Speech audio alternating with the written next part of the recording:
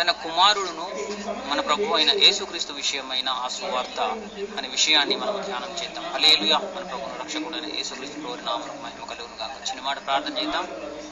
స్తోత్రం ప్రభువా, కృప కలిగిన మా తండ్రి పరిశుద్ధుడైన మీకు స్తోత్రం వందనాలు చెల్లిస్తున్నాం. సర్వశక్తులని కలవరి రక్తము చేత మా యొక్క జన్మ పాపమును, కర్మ పాపమును, మనస్సాక్షి హృదయ యంత్రాంగం కాల్చివేసి ఒక దయచేసిన అద్భుతమైన స్వస్థత కొరకు, రక్షణ కొరకు నీకు స్తోత్రం వందనాలు అయినా. అయ్యా తండ్రి, నేను మీ సహాయం దయచేయండి. రోమిల రాష్ట్ర పత్రిక 1వ అధ్యాయం 4వ భాగంలో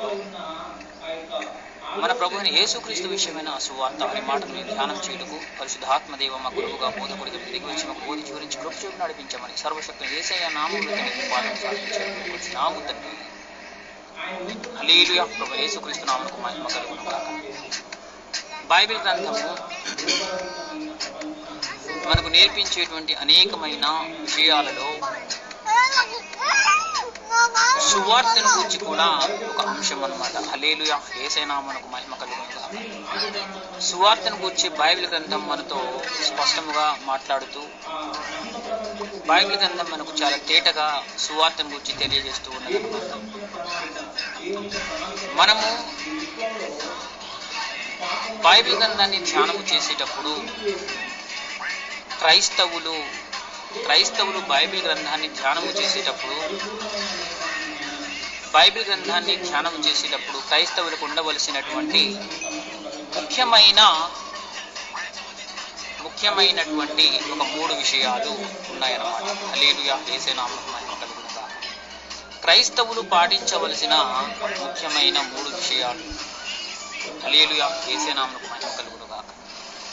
మహాత్మా గాంధీ గారు 3 విషయాలను గురించి మన భారతీయ ప్రజలకు, తద్వారా ప్రపంచ మానవాళికి ఆయన ఒక సందేశం ఇచ్చారన్నమాట. సత్యం, అహింస, శాంతి అనేటువంటి 3 ముఖ్యమైనటువంటి అంశాలను గురించి పరిచయం చేశారు కానీ మానవ ప్రపంచానికి.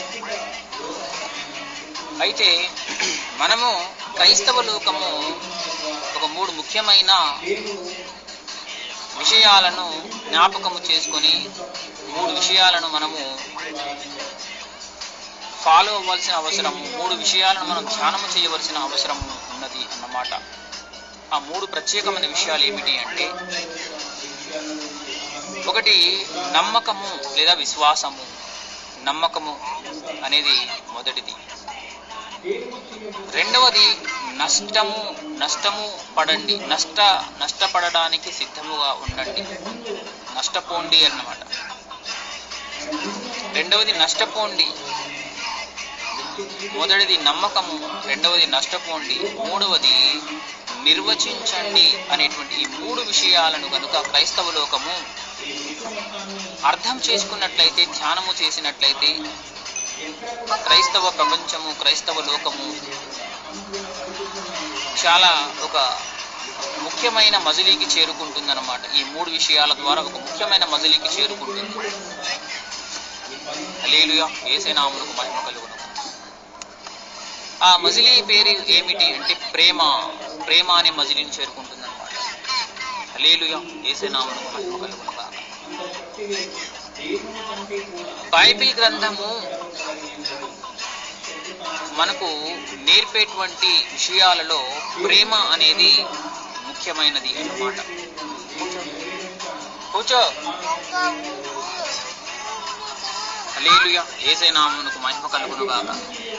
బైబిల్ గ్రంథము మనకు నేర్పేటువంటి విషయాలలో ప్రాముఖ్యమైనది ప్రేమ.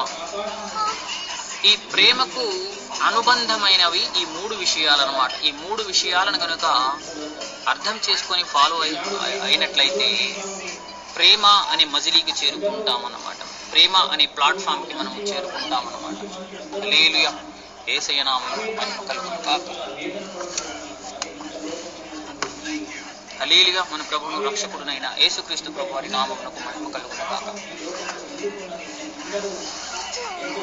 హల్లెలూయా. కనుక మనము ఈ 3 విషయాలను గురించి స్టడీ చేద్దాం, ధ్యానం చేద్దాం. హల్లెలూయా. యేసయ్య నామమునకు మహిమ కలుగును. ఈ 3 విషయాలను గురించి మనము సౌందకి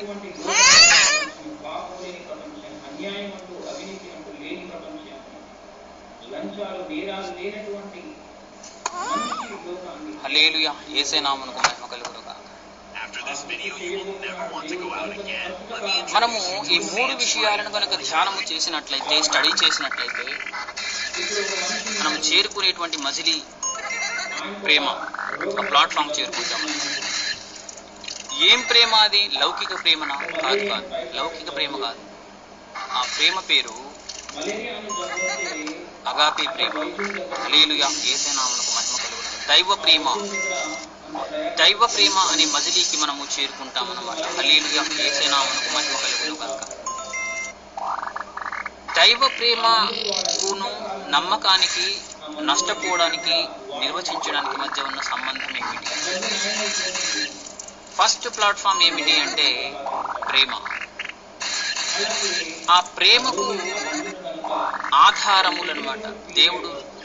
దేవుని సింహాసనమునకు నీతి న్యాయములు ఆధారములు అని బైబిల్ గ్రంథం చెబుతూ ఉన్నది. అట్లా ప్రేమకు, దైవ ప్రేమకు ఆధారము నమ్మకము, నష్టపోవడము, నిర్వచించుట అనే 3 విషయాలు ప్రేమకు ఆధారములు అన్నమాట. హల్లెలూయా, యేసే నామమునకు మహిమ కలుగును గాక. ఈ 3 విషయాలను మనము జాగ్రత్తగా, కూలంకషంగా ధ్యానము చేసినట్లయితే మన హృదయము ప్రేమ విషయంలో విశాలపరచబడుతుంది. మన హృదయము ప్రేమ విషయంలో ఎంతో పరిణతి చెందుతుంది అన్నమాట. హల్లెలూయా, యేసే నామమునకు మహిమ కలుగును గాక. హల్లెలూయా, యేసే నామమునకు మహిమ కలుగును. బైబిల్ గ్రంథము మనకు నేర్పించేటువంటి అనేకమైన విషయాలలో ప్రేమ అనేది ఒకటి. ఇప్పుడు ఈ 3 విషయాల యొక్క ఆవశ్యకత ఏమిటి, అసలు ఈ 3 విషయాల యొక్క కాన్సెప్ట్ ఏమిటో మనం చూద్దాం. మొదటిది నమ్మకము. హల్లెలూయా, యేసే నామమునకు మహిమ కలుగును. నమ్మకము అనేటువంటి విషయాన్ని మనం ఏం చేయాలట అంటే స్టడీ చేయాలి. నమ్మకము అనే విషయాన్ని మనం ధ్యానం చేయాలి. ఇంతకు నమ్మకము అంటే ఏమిటి? నమ్మకం యొక్క ప్రాధాన్యత, ప్రేమకు నమ్మకానికి ఉన్న సంబంధం ఏమిటి? ప్రేమకు నమ్మకానికి మన భక్తికి ఉన్న సంబంధం ఏమిటి? ప్రేమకు నమ్మకానికి మన భక్తికి దేవునికి మధ్య ఉన్న సంబంధం ఏమిటి? ప్రేమకు నమ్మకానికి, భక్తికి, దేవునికి, బైబిల్కి మధ్య ఉన్న సంబంధం ఏమిటి? ఇలా నమ్మకం అనేది ఒక హారములాగా, ఒక ముత్యాలన్నీ కూడా ఒక హారములో జోడించినట్టుగా అనేకమైన దైవ విషయాలకు ఈ నమ్మకం అనేది ఒక హారం లాగా పనిచేస్తుంది అన్నమాట. అన్నిటిని లింక్ చేసుకుంటూ వస్తుంది అన్నమాట. ఒక సెంట్రల్ కాన్సెప్ట్ లాగా ప్రతి విషయానికి, మానవ సంబంధాలు, మానవ జీవితానికి ఒక సెంట్రల్ కాన్సెప్ట్ గా ఈ నమ్మకం అనేది తిరిగి వస్తుంది అన్నమాట. హల్లెలూయా, యేసే నామమునకు మహిమ కలుగును గాక. ఎందుకని అంటున్నానో చూద్దాం. బైబిల్ గ్రంథం చెబుతూ ఉన్నది, విశ్వాసము లేకుండా దేవునికి ఇష్టుడై ఉండుట అసాధ్యము. విశ్వాసము లేకుండా దేవునికి ఇష్టుడై ఉండుట అసాధ్యము అని చెప్తున్నారు. దేవునికి ఇష్టుడుగా ఉండాలంటే ఏముండాలి? నమ్మకం. హల్లెలూయా, యేసే నామమునకు మహిమ కలుగును గాక.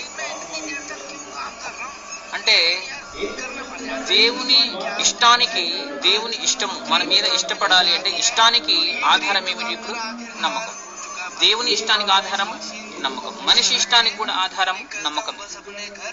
ఏ మనిషి అయినా నమ్మకస్తుడైన సర్వెంట్ లేదా నమ్మకస్తుడైన కుమారుణ్ణి, నమ్మకస్తుడైన కుమార్తెను, నమ్మకస్తురాలైన భార్యను లేదా నమ్మకస్తుడైన భర్తను, నమ్మకస్తుడైన తల్లిదండ్రులను,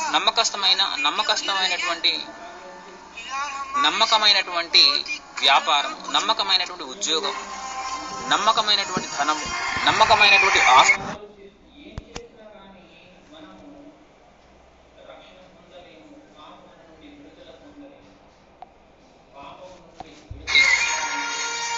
ఇలా అన్ని రిలేషన్స్ అన్ని కూడా నమ్మకముతోటి ముడిపడి ఉంటాయి అన్నమాట.